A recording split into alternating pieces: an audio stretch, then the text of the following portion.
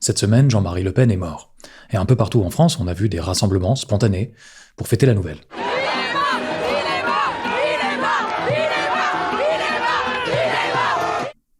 À la mort de Jacques Chirac, Jean-Marie Le Pen avait dit « Mort, même l'ennemi a droit au respect ».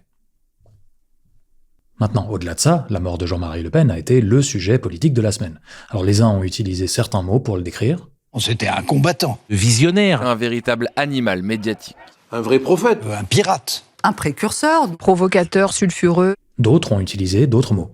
Raciste. Antisémite. Raciste, homophobe, antisémite. Un diable. Raciste, antisémite et xénophobe. Alors, en politique, le choix des mots est terriblement important. Parce que mettre le bon mot sur les choses permet de mieux réfléchir. Par exemple, si on appelait un détournement de fonds publics un vol de notre argent à tous, peut-être qu'on aurait une tolérance un peu plus faible à ça. Si on appelait le ministre de l'Intérieur le dépositaire de la force publique armée, peut-être qu'on le choisirait mieux. Donc bien nommer les choses permet un recul critique dessus. D'où la bataille depuis toujours pour qualifier Jean-Marie Le Pen. Il est raciste, il l'a toujours été, il est raciste. Il était sûrement pas ni raciste, ni antisémite. Alors pourquoi tenez Monsieur Le Pen, vous êtes un raciste. Je ne suis pas raciste. Est-ce que Jean-Marie Le Pen était raciste ? Chacun aura sa réponse. Nous, en tout cas, on a la nôtre. Ce qui nous intéresse, c'est pas tellement le mot raciste. Puis d'ailleurs, c'est pas tellement Jean-Marie Le Pen non plus. Ce qui nous intéresse, c'est la vision politique derrière. Parce que celle-là, elle est beaucoup moins ouverte aux interprétations.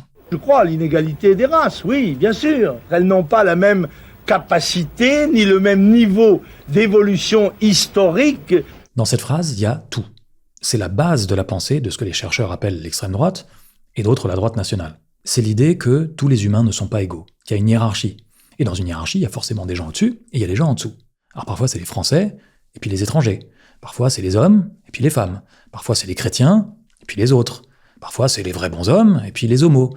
Parfois c'est ceux qui ont des papiers, et puis ceux qui en ont pas. Mais on en revient toujours à ça. Les humains, et évidemment leur culture, ne sont pas sur un pied d'égalité. Ça, c'est la grande pierre fondatrice de la pensée très à droite. Donc oui, on peut rappeler les outrances de Jean-Marie Le Pen. On peut rappeler qu'il a cofondé le RN, le FN à l'époque, avec Pierre Bousquet, qui était un Waffen-SS. Et on peut rappeler que Jean-Marie Le Pen était raciste.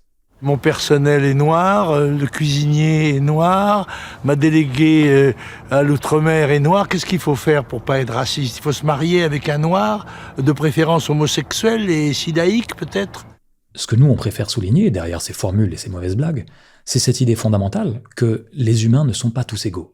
Parce que c'est avec cette idée que commencent le racisme, l'antisémitisme, l'homophobie, la misogynie, le mépris social et toutes les autres formes de domination de l'autre. Et cette idée, elle est loin d'être morte.